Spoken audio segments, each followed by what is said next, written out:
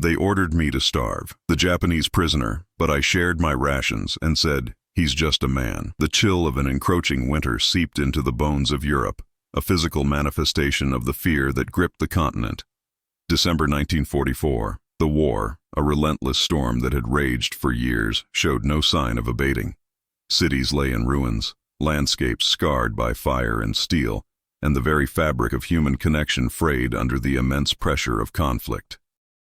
Yet, in the heart of this maelstrom, amidst the calculated brutality and the dehumanizing machinery of war, a different kind of force was stirring.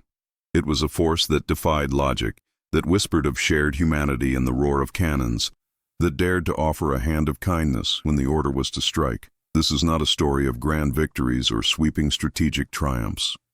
It is a story woven from the quiet, often unseen threads of empathy, a testament to the enduring spirit that refused to be extinguished.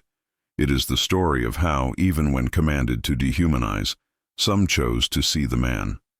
Consider the stark reality of the battlefield, a place where survival often hinged on severing emotional ties, on viewing the enemy as an abstract concept, a target to be eliminated. The psychological conditioning was immense, designed to strip away compassion, to foster an unyielding resolve that saw only black and white, friend and foe. The very notion of extending grace, of acknowledging shared vulnerability, was not just discouraged, it was often seen as a dangerous weakness, a betrayal of one's own side. Yet history, in its vast and often contradictory tapestry, reveals moments that defy these brutal imperatives. These are not isolated incidents, but echoes, persistent whispers from the trenches, the bombed-out villages, the prisoner-of-war camps, where the shared experience of suffering, the simple recognition of another's pain, created cracks in the armor of animosity. Our journey begins with such a crack, a fissure in the hardened resolve that the war demanded. Imagine a young soldier, his face etched with the weariness of prolonged combat, his uniform stained with the grime of 100 battles. He has seen horrors that have seared themselves into his memory, witnessed acts of cruelty that would break lesser spirits. He has been trained to kill, to obey, to view the enemy as less than human, as a threat to be neutralized. He has been given orders, clear and unequivocal, designed to ensure victory, to protect his own. But within him, beneath the layers of discipline and the hardening effects of war, a spark of something else persists. It is the innate human capacity for connection, a flicker of recognition that the enemy too is a man, caught in the same unforgiving currents of conflict. This script delves into those precise pivotal moments where this inherent humanity surged forth. Overriding the dictates of war, we will explore true accounts, narratives of soldiers, nurses, civilians, who, in the face of unimaginable adversity, chose a different path. It is a path paved with the profound understanding that even in the darkest of times, the light of compassion can find a way to shine. We will witness the agonizing tension between duty and conscience, the internal battles waged in the silent moments between orders and actions. We will see how an act of kindness, seemingly small in the grand scheme of a global conflict, could carry the weight of redemption, offering a glimpse of hope in a world consumed by despair. Our narrative will not shy away from the brutal realities of World War II. The devastation, the loss, the sheer scale of human suffering will be a constant backdrop.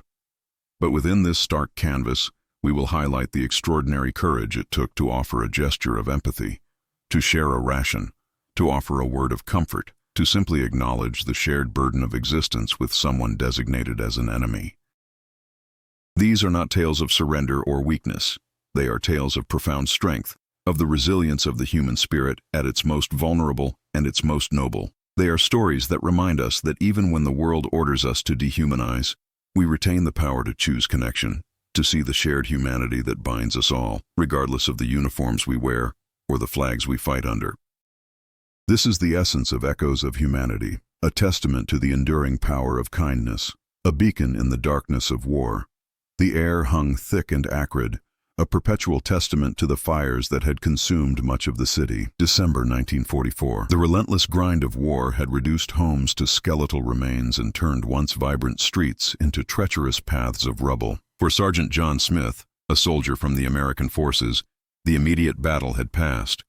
leaving behind a chilling quiet punctuated by the distant rumble of artillery. He was part of a unit tasked with securing a small, heavily damaged town in Belgium, a place where the retreating German forces had left behind a trail of destruction and, in the grim calculus of war, a handful of prisoners. The orders were clear, etched into the minds of every soldier through countless drills and stark pronouncements. These men were enemy combatants to be held, interrogated, and ultimately treated according to the harsh protocols of wartime captivity. There was no room for sentiment, no allowance for individual circumstances. Their hunger, their pain, their fear were irrelevant. They were simply the defeated, a problem to be managed, a statistic in the larger war effort. Yet as Sergeant Smith surveyed the makeshift holding area, a scene unfolded that would subtly, yet irrevocably, alter his own perception of the conflict.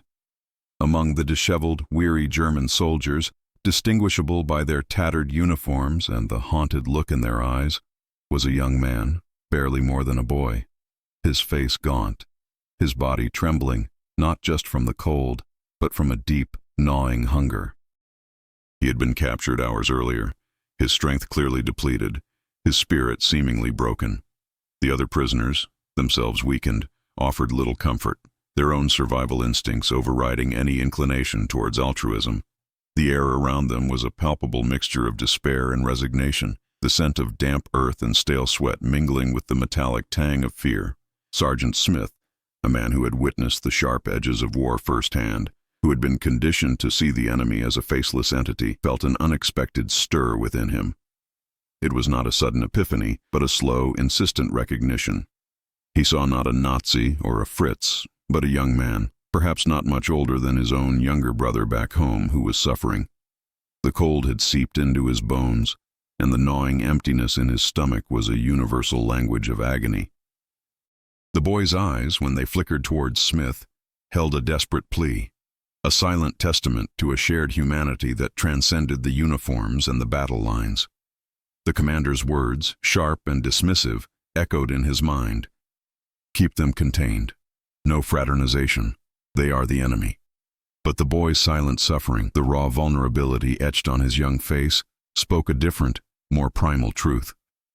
It was a truth that began to chip away at the hardened shell of military obedience, a truth that whispered of a shared existence, a common thread of pain that bound them in that desolate moment. This internal conflict, this silent battle between ingrained duty and nascent empathy, was the first tremor of a profound shift, a moment where the echo of humanity began to resonate.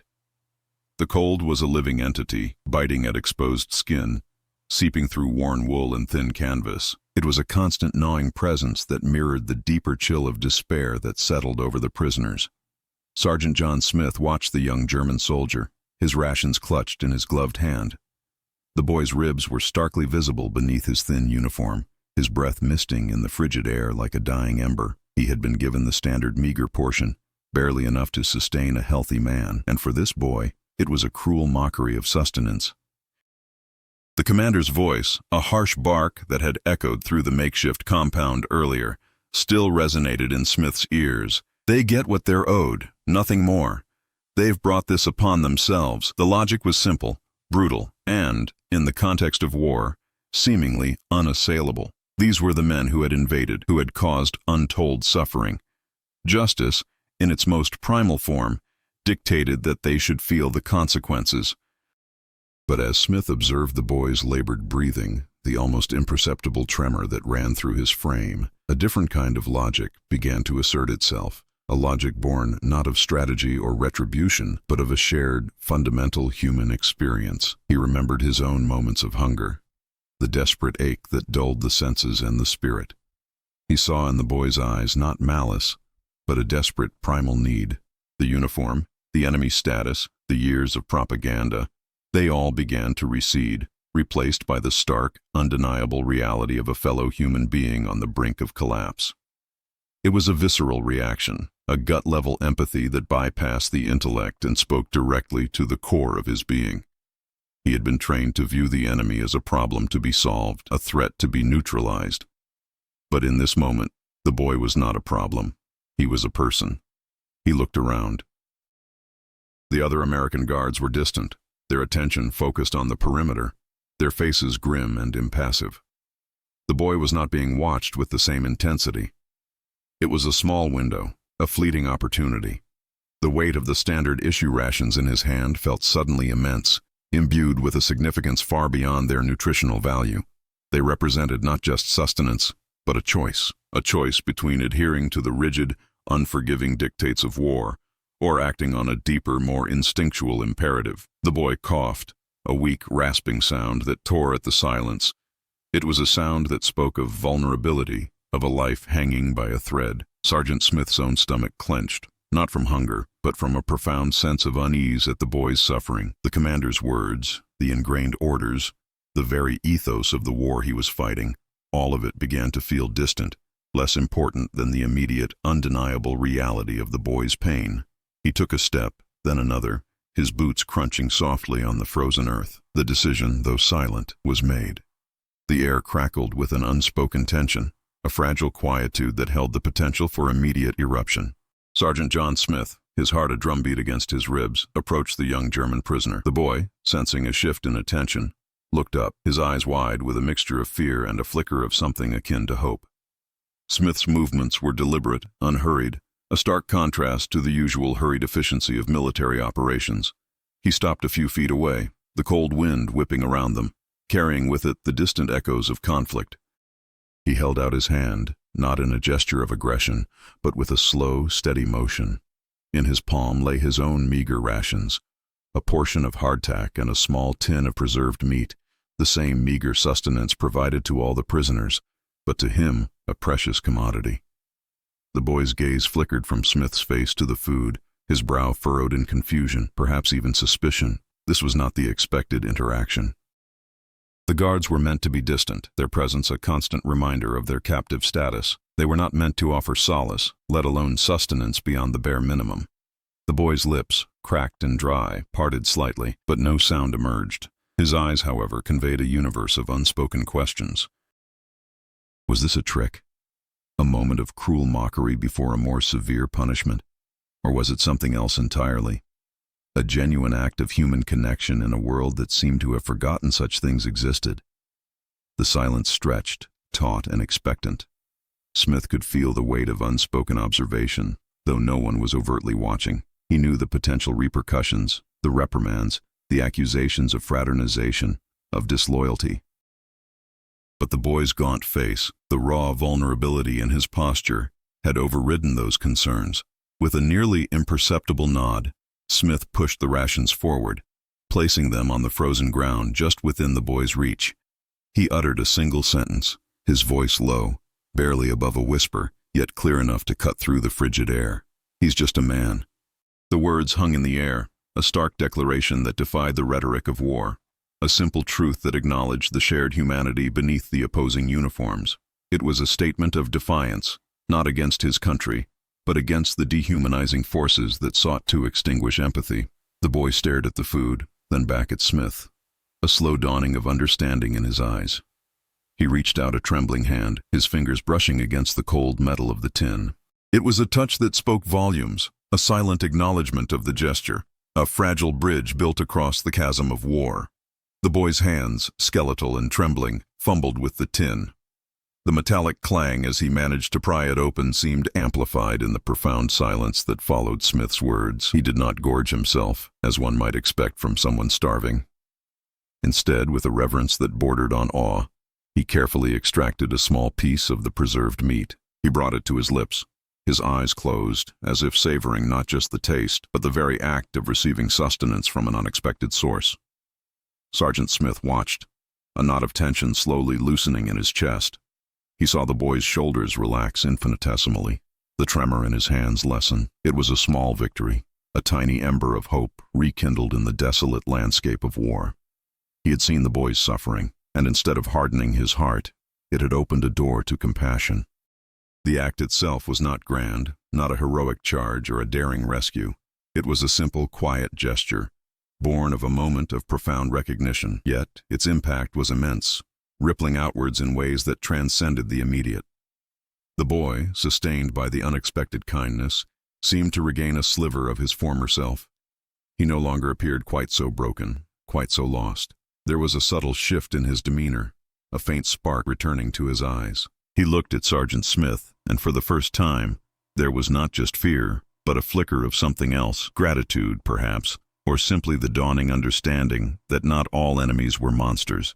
He carefully divided the remaining rations, offering a small portion to the man next to him, a man who had been staring blankly ahead, lost in his own despair. It was a small echo of the kindness he had just received, a testament to the contagious nature of empathy. This unexpected act of sharing, this quiet rebellion against the dehumanizing forces of war, did not end the conflict. It did not bring about an immediate ceasefire or a sudden peace. The guns would continue to roar, the battles would rage on. But in that small, frozen corner of Belgium, something significant had occurred. A barrier had been breached, not by force of arms, but by the force of human connection. Sergeant Smith, by choosing to see the man beneath the uniform, had not only offered sustenance to a starving prisoner, but he had also, in a profound way, reaffirmed his own humanity. He had demonstrated that even when the world demanded hatred and indifference, the capacity for empathy, for compassion, could still prevail. This act, seemingly insignificant against the backdrop of global conflict, was a powerful testament to the enduring strength of the human spirit, a whisper of hope that even in the darkest of trenches, someone could choose to share their light. The days that followed were a blur of continued military operations, the grim routine of war reasserting itself.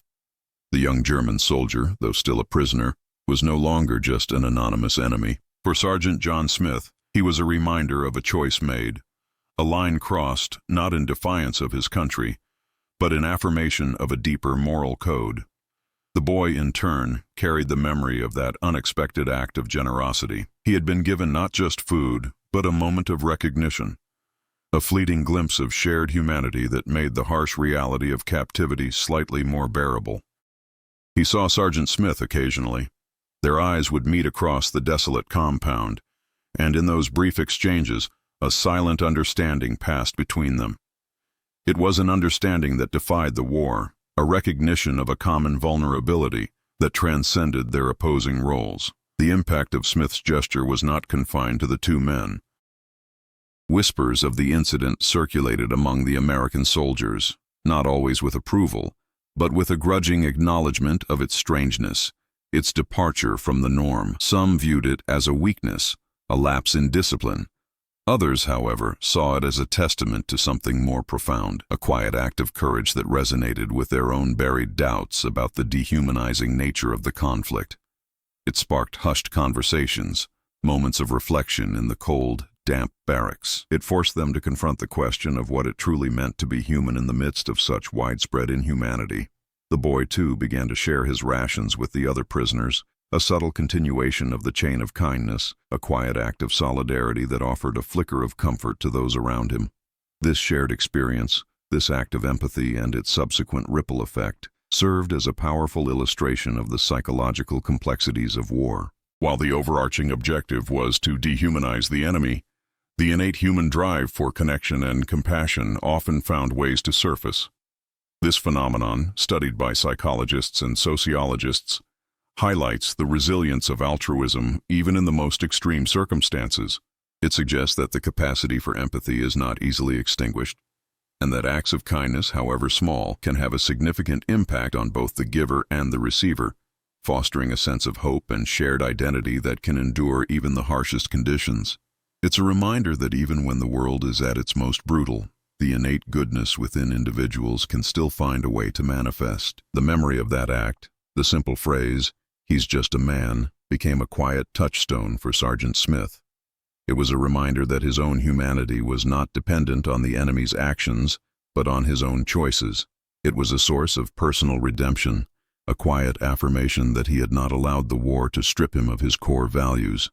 For the young German soldier, it was a moment that would stay with him long after the war had ended, a solitary beacon in the darkness of his experiences. It was a testament to the fact that even in the darkest trenches, someone could choose to share their light, proving that kindness, though it might not end wars, certainly survives them, leaving an indelible echo in the annals of human experience. The snow fell in soft, silent blankets, muffling the sounds of war, and transforming the scarred landscape into a scene of stark, ethereal beauty. It was January 1945, and the brutal winter had intensified, a relentless adversary in its own right. The immediate fighting around the small Belgian town had subsided, replaced by a tense, wary occupation. Sergeant John Smith, his face weathered by months of combat, found himself often reflecting on a singular moment that had occurred weeks prior. The memory of the young German prisoner, his gaunt face illuminated by the dim light of the makeshift camp, and the simple act of sharing his rations, remained a vivid imprint on his mind. It was an act that had defied the prevailing narrative of the war, a quiet rebellion against the dehumanization that was so pervasive. He had seen the boy again, of course. The prisoner of war camp was a grim, monotonous existence, and the faces of the captured soldiers, though etched with suffering, became familiar. But their interactions were limited, governed by strict regulations and the ever-present vigilance of the guards. Yet, in those fleeting moments, when their eyes met across the barbed wire, there was an unspoken acknowledgement, a shared understanding that transcended the animosity of their respective nations. The boy, no longer on the brink of collapse, carried himself with a quiet dignity, a subtle resilience that seemed to have been rekindled by that single act of compassion. He would sometimes nod almost imperceptibly in Smith's direction, a gesture that spoke volumes in the suffocating silence of their captivity. Smith, in turn, found himself observing the prisoners with a different lens. The rigid categorization of enemy had begun to blur, replaced by a more nuanced recognition of individual suffering and shared vulnerability. He saw not just German soldiers, but young men, many of them barely older than himself, caught in the same devastating storm. He saw the fear in their eyes, the longing for home, the physical toll of hunger and exposure. This shift in perspective, born from a single act of empathy, had a profound effect on his own psychological state. It allowed him to maintain a sense of his own humanity, to resist the complete hardening that war so often inflicted.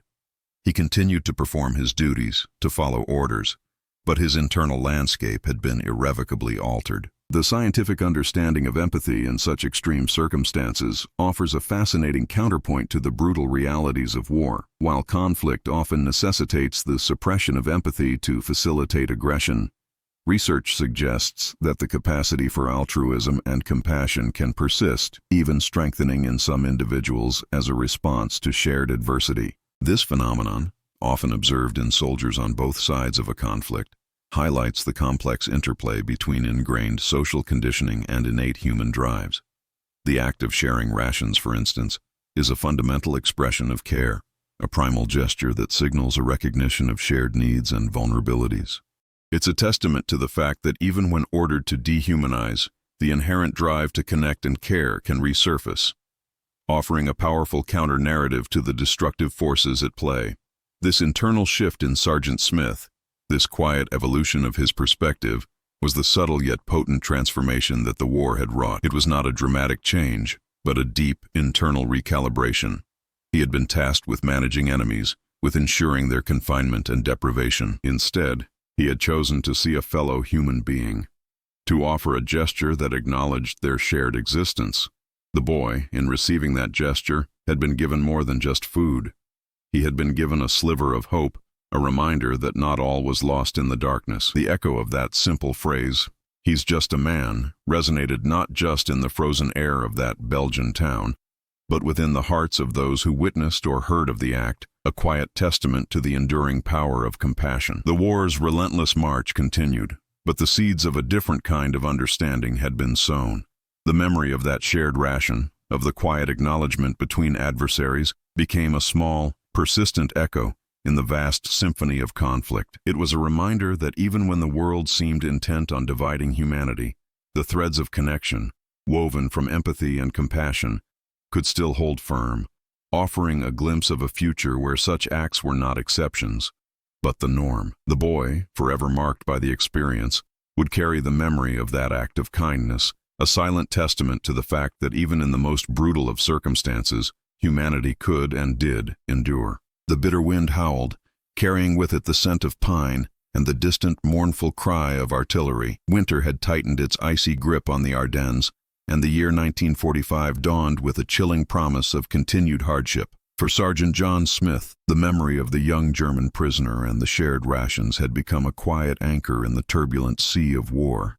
It was a moment that had defied the brutal logic of conflict, a testament to the enduring power of human connection. He had seen the boy, the prisoner, not as an abstract enemy, but as a fellow human being, his own survival instinct momentarily eclipsed by a profound surge of empathy. The simple act of offering his own meager sustenance had been a silent rebellion, a quiet affirmation of a moral imperative that transcended the battlefield.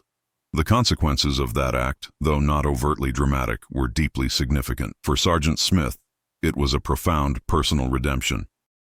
In a war that demanded the suppression of all sentiment, he had chosen compassion. He had seen the boy's hunger, his trembling vulnerability, and had responded not with indifference or cruelty, but with a gesture of profound kindness. This choice had allowed him to retain a vital part of himself, to resist the complete dehumanization that so many soldiers succumbed to. He continued his duties, his actions dictated by military orders, but his internal landscape had been irrevocably altered. He carried the weight of his experiences, the scars of war, but he also carried the quiet strength of knowing he had chosen a path of humanity when the world seemed intent on annihilation. For the young German prisoner, the impact was equally profound. The shared rations had been more than just sustenance. They had been a lifeline, a physical and emotional reprieve from the despair that threatened to consume him. He had been treated not as a defeated enemy, but as a fellow human being, his suffering acknowledged and addressed. This single act of kindness became a potent symbol, a beacon of hope in the bleak reality of his captivity. It was a memory that would endure, a testament to the fact that even in the darkest of times, the capacity for empathy could shine through. He carried the weight of his experiences, the trauma of war, but he also carried the indelible impression of a moment when an enemy had shown him a profound act of grace. This experience serves as a powerful illustration of the psychological impact of altruism in conflict zones. While war often fosters an us versus them mentality, the innate human capacity for empathy can create unexpected breaches in this hardened divide. The act of sharing resources, especially food, is a fundamental expression of care that can have a significant psychological effect on both the giver and the receiver. For the giver, it can reinforce a sense of moral integrity and agency, while for the receiver, it can offer a vital sense of hope and validation, reminding them of their inherent worth as a human being. These moments, often unrecorded and unsung, are crucial in understanding the complex emotional landscape of war and the resilience of the human spirit. The story of Sergeant Smith and the young German prisoner is not an isolated anecdote. It is an echo, a testament to the countless similar acts of quiet courage that unfolded across the battlefields of World War II. These were not acts that altered the course of the war, not grand gestures that won battles. Instead, they were intimate, personal moments of connection that affirmed the enduring power of humanity. They were the moments when individuals, faced with the ultimate test of their values, chose empathy over animosity, compassion over cruelty. These acts, though small in the grand scheme of global conflict, carried immense weight, offering a profound message of hope that even in the heart of darkness, the light of human kindness could survive and even thrive. The echo of that shared ration, of that simple acknowledgement of shared humanity, would continue to resonate, a quiet but powerful testament to the enduring spirit of compassion. The snow had begun to melt, revealing the still scarred earth beneath, a subtle metaphor for the slow, arduous process of healing that lay ahead. Spring 1945 was on the horizon, and with it, the first whispers of an end to the long, brutal war. Sergeant John Smith, now a veteran of countless campaigns, found himself often returning to a singular, quiet moment from the preceding winter. The image of the young German prisoner, his gaunt face etched with hunger, and the deliberate act of sharing his own rations remained a vivid and potent memory. It was a moment that had defied the very essence of the conflict, a quiet rebellion against the dehumanizing forces that sought to extinguish empathy. He had been ordered to treat the prisoner as an enemy, to deny him any comfort beyond the bare minimum. Instead, he had seen a man. The aftermath of that act had been subtle, yet profound.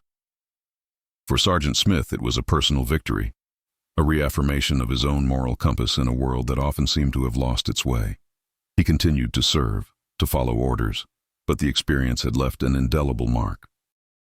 It had taught him that true strength lay not in the ability to inflict harm, but in the capacity to offer kindness, even to an adversary.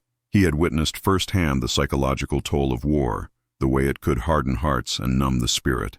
His own act of compassion had been a bulwark against that tide, a way of preserving his own humanity amidst the surrounding brutality. He carried the weight of his experiences, the memories of loss and destruction, but he also carried the quiet pride of having made a choice that honored his own values. For the young German prisoner, the impact of that shared meal was even more significant. It was a moment that had pierced the veil of despair, a tangible reminder that not all enemies were devoid of humanity. He had been starving, both physically and emotionally, and the simple act of receiving sustenance from an adversary had been a profound act of grace. It was a memory he would carry with him long after the war had ended, a testament to the resilience of the human spirit and the enduring power of compassion. He had been stripped of his freedom, his country, and his sense of security. But in that moment, he had been reminded of his inherent worth as a human being. This memory would serve as a quiet source of strength, a reminder that even in the darkest of times, moments of profound connection were possible. The act of sharing rations, particularly by a soldier to a prisoner of war, is a potent symbol of empathy and a testament to the complex psychology of human behavior during conflict. While the pressures of war often incentivize aggression and dehumanization, instances of altruism and compassion can emerge, challenging the prevailing narrative. These acts are not merely sentimental gestures. They are profound demonstrations of moral courage, highlighting the innate human drive to connect and care, even across enemy lines. They underscore the idea that individuals retain agency, the capacity to choose kindness and empathy, regardless of the circumstances. This psychological resilience, this ability to transcend the imposed boundaries of animosity, is a crucial element in understanding the enduring echoes of humanity within even the most brutal of conflicts. The story of Sergeant Smith and the young German prisoner is a microcosm of a larger truth. It is a narrative woven from the countless quiet acts of courage that unfolded during World War II, moments where individuals defied the prevailing brutality and chose compassion. These were not acts that ended the war, but they were acts that preserved something far more precious, the essence of humanity itself. They were whispers of hope in the cacophony of destruction, a testament to the fact that even when the world seemed determined to tear itself apart, the capacity for kindness, for forgiveness, and for connection could endure. The legacy of these moments lies not in their grandiosity, but in their quiet insistence that even in the face of unimaginable darkness, the light of human empathy could survive, leaving behind a lasting echo of resilience and hope. As the war finally receded, leaving behind a world irrevocably changed, Sergeant John Smith returned home, not as a hero of grand battles, but as a man profoundly marked by his experiences. The cheers of victory and the parades of celebration felt distant, almost alien, compared to the quiet introspection that had become his constant companion. The memory of the young German prisoner, the shared rations, the simple unspoken acknowledgement of shared humanity remained a potent force within him. It was not a memory of triumph, but of a profound personal transformation, a moment where the harsh realities of war had been momentarily eclipsed by the enduring power of empathy. He had seen the boy not as an enemy to be vanquished, but as a fellow soul caught in the same devastating storm, and in that recognition, he had found a deeper understanding of himself and of the world. The young German prisoner, whose name had never been spoken, had also carried the imprint of that encounter. The harsh realities of captivity, the loss of his homeland, and the trauma of war would shape his life.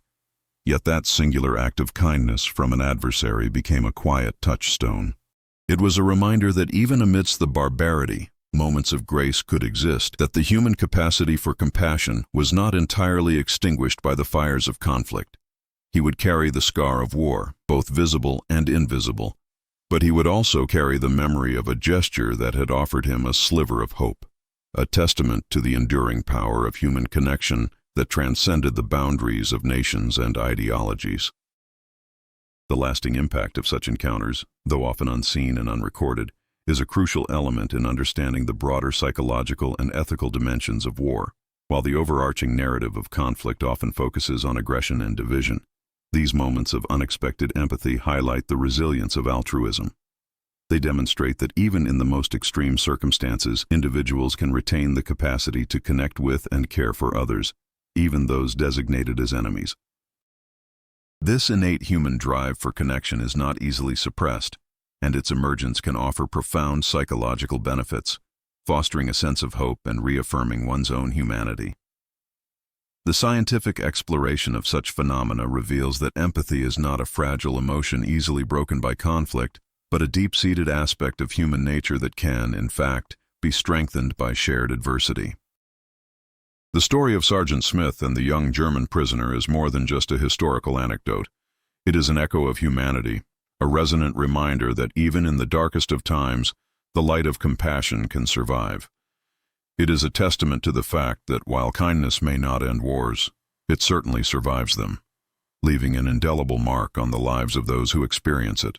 The legacy of these quiet acts of courage lies in their ability to inspire, to remind us of our shared humanity, and to offer a profound message of hope. It is a message that resonates through the years, a gentle but persistent whisper that even when the world is at its most divided, the bonds of empathy can still hold us together, illuminating the path towards a more compassionate future. This enduring echo serves as a powerful beacon, a reminder that the capacity for grace and understanding resides within us all, waiting for the moment to shine.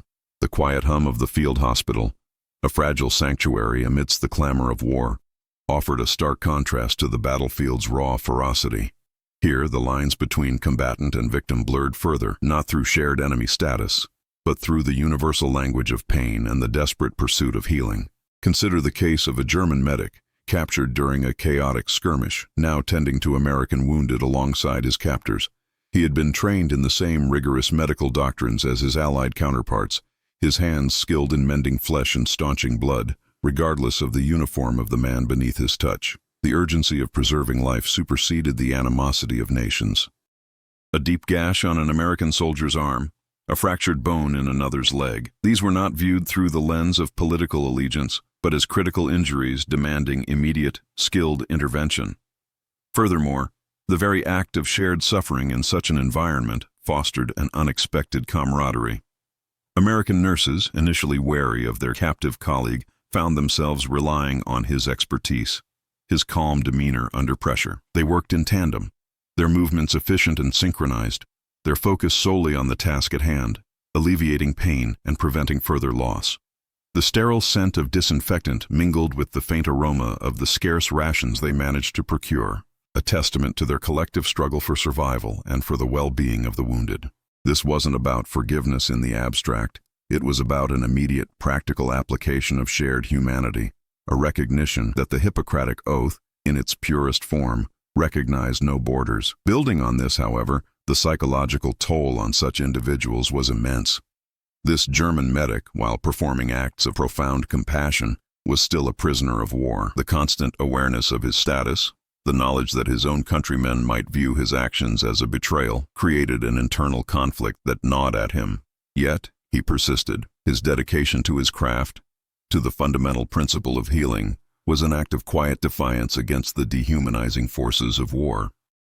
His actions were not driven by a desire for reward or recognition, but by an intrinsic moral imperative, a deep-seated belief in the sanctity of life, irrespective of nationality. Conversely, the impact on the wounded soldiers was equally significant. For an American soldier, lying weak and vulnerable, to receive care from the very hands that might have inflicted his wounds was a disorienting yet profoundly hopeful experience. It challenged the ingrained narratives of the enemy as solely malicious and destructive. It introduced a complex gray area, a recognition that individuals on opposing sides could embody both aggression and compassion. This encounter, though perhaps brief, could sow seeds of doubt about the absolute nature of enmity, planting a quiet understanding that the shared experience of suffering could foster a bond stronger than the animosity of war. Consequently, these instances served as crucial, albeit unofficial, conduits for reconciliation. They were not dictated by treaties or diplomatic negotiations, but by the organic interactions of individuals caught in the crucible of conflict. The medic's skilled hands, the nurse's steady presence, the shared anxieties over dwindling supplies. These elements wove a narrative of shared humanity that could, in time, begin to mend the deep psychological rifts created by war. The act of healing became a form of peacemaking, a tangible demonstration that the impulse to care for one another was a powerful force capable of transcending even the most entrenched enmities. This practical application of empathy, rooted in the immediate needs of the wounded, offered a potent counterpoint to the destructive impulses that fueled the war. The relentless siege of Leningrad, a period of unimaginable suffering that stretched for nearly 900 days, offers a chilling testament to the extremes of war. While starvation and bombardment became daily realities, the human spirit, in its desperate bid for survival, found extraordinary ways to express solidarity. Consider the harrowing accounts of shared bread, where families meticulously divided their minuscule rations, each crumb a symbol of shared sacrifice. Beyond the immediate family unit, however, a more profound act of communal empathy emerged. The clandestine sharing of meager resources between strangers, often across perceived social or even ethnic divides that war sought to exacerbate. Musicians, themselves weakened by hunger, would perform in public spaces, not for payment, but to uplift the spirits of a populace teetering on the brink of despair. These were not mere acts of charity. They were acts of profound psychological resilience, demonstrating an understanding that shared hope, however fragile, was as vital as sustenance itself. Moreover, the clandestine distribution of forbidden literature and the clandestine gatherings for intellectual discourse represented a powerful assertion of the human mind's refusal to be subjugated by brute force. In cellars and bombed-out apartments, people would gather, often risking severe punishment, to read poetry, discuss philosophy, or simply share stories of a world beyond the siege. This intellectual and artistic resistance was not a frivolous pursuit. It was a vital act of defiance, a way of preserving a sense of self and a connection to a broader cultural heritage. It demonstrated a deep-seated understanding that the spirit could not be starved, that the pursuit of knowledge and beauty was an essential component of human dignity, even when faced with the most abject material deprivation. Building on this, however, the narrative of Leningrad also includes the remarkable stories of individuals who, despite their own dire circumstances, extended acts of care to those even more vulnerable. Accounts exist of individuals using their last reserves of strength and meager resources to care for orphaned children or elderly neighbors. These acts were not born of obligation, but of a profound, instinctual empathy that defied the logic of self-preservation. The sheer desperation of the situation had, for some, stripped away the superficialities of societal division, revealing a raw, unadulterated commitment to the well-being of others. This phenomenon speaks to the complex interplay between extreme environmental pressures and the innate human capacity for altruism. Conversely, the psychological impact of such pervasive suffering on interpersonal dynamics was complex and varied. While many rose to extraordinary heights of compassion, the prolonged starvation and trauma undoubtedly frayed nerves and tested the limits of human endurance. Yet, the persistence of these acts of kindness, often documented in diaries and letters from the period, paints a picture of a community that, despite its suffering, actively resisted complete dehumanization. The sharing of a single potato, the clandestine reading of a forbidden poem, the quiet care for a neighbor, these were not grand gestures, but the essential building blocks of a shared human experience that refused to be extinguished by the relentless siege. Another crucial layer is the role of art and culture as a powerful antidote to the dehumanizing effects of war. The performance of Shostakovich's Seventh Symphony, famously premiered in Leningrad during the siege, was not merely a musical event. It was a profound act of collective defiance and emotional catharsis. The music, a powerful evocation of struggle and resilience, resonated deeply with an audience that was living that struggle daily. It provided a shared emotional outlet, a moment of collective expression that transcended individual suffering and forged a powerful sense of unity. This demonstrates how cultural endeavors can serve as a vital lifeline, connecting individuals through shared emotional experiences and reinforcing a sense of collective identity in the face of overwhelming adversity. The harrowing experiences of the French resistance during World War II offer a compelling perspective on how empathy can manifest in clandestine operations. where trust was a precious, often fatal commodity. Consider the intricate networks of individuals who risked everything not just to sabotage enemy operations, but to actively aid those targeted by the Nazi regime. This extended beyond intelligence gathering to the perilous act of extracting downed Allied airmen, escaping prisoners of war, and Jewish civilians from occupied territories. These operations were not merely acts of strategic importance. They were deeply personal commitments to human dignity, often involving strangers who, bound by a shared belief in freedom, extended profound compassion. The sheer danger involved, capture meant torture and likely death for all involved, underscores the extraordinary courage required to extend aid to those designated as enemies by the occupying forces. Furthermore, the clandestine nature of resistance work necessitated a unique form of ethical calculus. Aiding a downed pilot, for example, was not just about returning an asset to the Allied forces. It was about saving a life from almost certain capture and execution. The risks undertaken by those who harbored these individuals, providing them with food, shelter, and false papers, were immense. They were often ordinary citizens, bakers, farmers, shopkeepers, who, in the face of overwhelming oppression, chose to act on their conscience. This voluntary assumption of extreme risk for the sake of another, even a stranger from a different nation, exemplifies a powerful form of altruism that directly challenged the prevailing wartime order. It was a quiet yet potent demonstration of solidarity that transcended national boundaries. Building on this, however, the psychological impact on the resistance members themselves was significant. Constantly living under the threat of discovery, betrayal, and brutal repression, they developed an extraordinary capacity for resilience and mutual reliance. The bonds formed within these cells were forged in shared danger and a common purpose, fostering a deep sense of loyalty and empathy among members. This internal cohesion was vital not only for operational success but also for their psychological survival. The act of trusting another with one's life, and in turn, entrusting one's life to another, created a powerful affirmation of shared humanity, a bulwark against the pervasive fear and isolation. Conversely, the very act of deception, so central to resistance operations, also highlighted a complex ethical landscape. While deception was a necessary tool against the enemy, it also required a constant vigilance against internal compromise.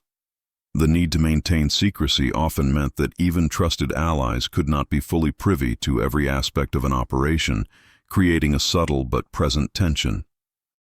Yet, even within this framework of necessary secrecy, the underlying motivation remained rooted in a shared commitment to a greater good, a collective belief in the inherent value of human life and freedom that superseded the immediate risks.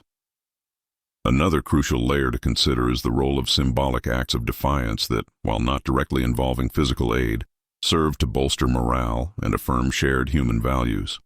The clandestine distribution of pamphlets denouncing Nazi atrocities, the unauthorized display of the French tricolor, or the quiet acts of sabotage that disrupted enemy communications, these were more than mere acts of rebellion.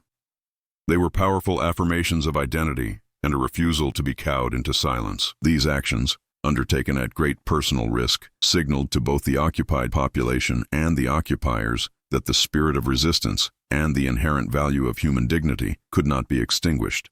They served as potent reminders that even in the darkest hours, the echoes of humanity persisted, finding expression in acts of courage and solidarity. The vast, unforgiving expanse of the Pacific theater presented its own unique set of challenges, where the sheer distance and the nature of island warfare often amplified the dehumanization of the enemy. Consider the brutal realities faced by American submariners whose silent patrols beneath the waves were a constant game of cat and mouse. Their mission was to hunt and sink Japanese vessels, a task that often involved the grim aftermath of torpedo impacts. Yet, even in this environment, where the enemy was an unseen, distant threat, acts of unexpected humanity occurred. Accounts exist of submariners, after a successful attack, observing survivors struggling in the water, and, against strict orders that dictated no interference with enemy shipping, dropping life rafts or supplies. This was not an act of strategic advantage. It was a visceral response to witnessing fellow humans in mortal peril, a recognition that even in the context of total war, leaving men to drown felt fundamentally wrong. Furthermore, The psychological conditioning for submariners was intense, designed to foster an unyielding focus on the mission and a detachment from the human cost of their actions. The enemy was often an abstract target, identified by sonar readings or periscopic glimpses, a symbol of a hostile nation. However, the stark reality of seeing the direct consequences of their actions, the debris, the life rafts, the figures in the water, could create a profound internal conflict. For those who chose to offer aid, it was an act of immense moral courage, a defiance of established protocols that prioritized strategic objectives over individual lives. This internal struggle highlights how deeply ingrained ethical principles can surface even when suppressed by the demands of warfare. Building on this, however, the act of providing aid in such circumstances was fraught with peril. Dropping supplies or life rafts could alert enemy patrols to their presence, jeopardizing the submarine's safety and the lives of its crew. It meant a direct contravention of orders, a decision made in the heat of the moment with potentially severe consequences. Yet for some, the moral imperative to act outweighed the risks. This choice often stemmed from a profound sense of shared vulnerability, a recognition that under the vast, indifferent ocean, all sailors were ultimately at the mercy of fate. It was a moment where the artificial divisions of war dissolved, replaced by a primal understanding of shared human struggle. Conversely, the impact of such actions, though often unacknowledged, contributed to a more nuanced understanding of the war's human cost. For the submariners who performed these acts, it allowed them to maintain a sense of their own humanity, to avoid becoming completely desensitized to the suffering they inflicted. For any survivors who received the aid, it offered a sliver of hope, a testament to the fact that even their perceived enemy possessed a capacity for compassion. These small, clandestine acts of mercy served as quiet counterpoints to the widespread destruction, demonstrating that the impulse for empathy could manifest even in the most isolated and brutal of environments. Another crucial layer to consider is the impact of prolonged isolation on the submariner's perspective. The claustrophobic confines of the submarine, the endless hours of waiting and vigilance could amplify internal reflections. In such an environment, the abstract enemy could become more real, more human, especially when faced with the direct consequences of their actions. Observing survivors struggling in the water forced a confrontation with the human element of their mission, prompting a reevaluation of the strictures of warfare. This prolonged introspection, combined with the visceral reality of the aftermath, often created fertile ground for acts of unexpected compassion, demonstrating how even the most hardened environments could not entirely extinguish the human capacity for empathy. The Eastern Front, a colossal stage for ideological warfare, presented a unique crucible for human interaction, where the very concept of enemy was often defined by stark, uncompromising dogma. Consider the experiences of individuals caught between the relentless advance of the Red Army and the retreating German forces. In the chaotic flux of shifting front lines, instances arose where soldiers, on both sides, found themselves in moments of stark, unscripted vulnerability. Imagine a scenario where a small Soviet reconnaissance unit, deep behind enemy lines, stumbles upon a wounded German soldier, separated from his unit and clearly near death. The prevailing doctrine dictated immediate execution, yet the unit commander, a decorated veteran who had witnessed the sheer futility of endless bloodshed, made a different choice. He ordered his men to bind the soldier's wounds, to offer him water, and to leave him in a relatively safe, concealed location, his fate now left to the whims of the battlefield rather than the immediate judgment of his enemies. This act, born not of sentimentality but of a profound weariness with the cycle of violence, underscored a deeper, more complex understanding of the human cost of war. Furthermore, the complex dynamics of occupied territories often fostered surprising alliances and acts of mutual aid, driven by shared suffering rather than ideological alignment. In regions subjected to brutal occupation, individuals from various backgrounds, former civilians, escaped prisoners, even disillusioned members of auxiliary forces, found common cause in resisting oppression. Consider the instances where these disparate groups, united by their shared plight under a common oppressor, would covertly share intelligence, food, and shelter. A former civilian farmer might hide a defecting soldier not because of his uniform, but because of the shared hardship of living under tyrannical rule. This pragmatic solidarity, born from the stark reality of mutual vulnerability, demonstrated how the fundamental human desire for survival and a semblance of dignity could override deeply ingrained animosities. Building on this, however, the psychological impact of ideological warfare often created a deep chasm of distrust, making acts of genuine empathy exceptionally challenging and therefore profoundly significant.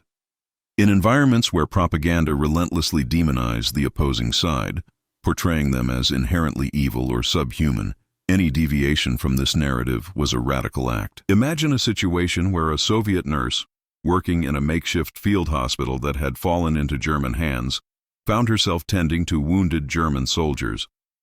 Despite the potential for severe repercussions from her own side and the inherent danger of being in enemy territory, she continued her work with unwavering dedication. Her focus was on the immediate life-saving task, a testament to the enduring power of her professional ethics and her innate compassion, which refused to be dictated by the dictates of war. Conversely, the sheer scale and brutality of the Eastern Front often led to moments where the lines between aggressor and victim became blurred, prompting unexpected ethical considerations. Consider the instances where German soldiers, themselves facing overwhelming odds and brutal conditions, might encounter civilians caught in the crossfire. While the overarching military objectives were clear, the immediate sight of suffering could trigger a profound moral dissonance. A soldier ordered to advance might find himself hesitating before a terrified family huddled in a bombed-out cellar, the abstract enemy of propaganda replaced by the tangible reality of human fear. This internal conflict, this moment of pause before the execution of orders, underscores the enduring presence of conscience, even in the most extreme circumstances. Another crucial layer is the role of shared cultural or spiritual beliefs in bridging ideological divides during periods of intense conflict. Even amidst the ideological chasm of the Eastern Front, instances of shared human rituals or expressions of faith could create unexpected moments of connection. Imagine a situation where opposing soldiers, separated by a tense no-man's land during a lull in fighting, might observe a moment of silence for fallen comrades on both sides, or even engage in a brief, unspoken acknowledgement of shared mortality. These moments, though fleeting and fraught with danger, served as powerful reminders of a common humanity that transcended the immediate conflict, a testament to the universal human need for solace and recognition. The sprawling theaters of the Pacific War, characterized by vast oceans and island-hopping campaigns, presented a unique set of challenges to the concept of enemy engagement. Consider the harrowing experiences of naval personnel on both sides, locked in a deadly dance of cat and mouse across immense distances. When submarines engaged enemy vessels, the aftermath often involved debris and struggling survivors in the water. Strict wartime protocols generally dictated that submarines should not deviate from their mission to assist enemy personnel, as doing so could jeopardize their own safety and compromise strategic objectives. However, there are documented instances, often recounted in memoirs and naval histories, where submariners, after a successful torpedo attack, observed survivors in the water and, against explicit orders, discreetly dropped life rafts or emergency rations. This was not an act driven by a desire for strategic advantage, but a visceral, almost involuntary response to witnessing fellow human beings in dire peril, a tacit acknowledgement that even in the context of total war, leaving men to drown felt fundamentally inhumane. Furthermore, the psychological conditioning required for submariners was exceptionally rigorous, designed to foster an unwavering focus on the mission and a detachment from the human cost of their actions. The enemy was often an abstract target, identified by sonar pings or fleeting periscopic glimpses, a symbol of a hostile nation rather than an individual. Nevertheless, the stark reality of witnessing the direct consequences of their actions, the floating wreckage, the bobbing life rafts, the figures struggling against the waves, could precipitate a profound internal conflict. For those who chose to offer aid, it represented an act of immense moral courage, a quiet defiance of established protocols that prioritized strategic objectives over individual lives. This internal struggle powerfully illustrates how deeply ingrained ethical principles can surface even when suppressed by the stringent demands of warfare. Building on this, however, the act of providing assistance in such circumstances was fraught with inherent risks. Releasing supplies or life rafts, could potentially alert enemy patrols or aircraft to their presence, jeopardizing the submarine's safety and the lives of its crew. It meant a direct contravention of standing orders, a decision made in the high-pressure environment of active combat with potentially severe repercussions. Yet, for some submariners, the moral imperative to act outweighed the calculated risks. This choice often stemmed from a profound sense of shared vulnerability. The vast, indifferent ocean served as a stark reminder that under its surface, all sailors were ultimately at the mercy of fate. It was a moment where the artificial divisions of war dissolved, replaced by a primal understanding of shared human struggle against the elements and the perils of conflict. Therefore, the true practice of this understanding begins not in the annals of history, but in the present moment, in the everyday interactions that shape our world. It is in recognizing the shared humanity in those we might otherwise deem other, in extending grace where judgment might seem easier, and in remembering that even the smallest act of kindness can ripple outward, creating waves of hope in a world that too often feels defined by division. The echoes of humanity are not confined to the past. They are a constant call to action, an invitation to cultivate compassion in our own lives, to ensure that the light of empathy, however faint, continues to shine, illuminating the path towards a more humane future for all.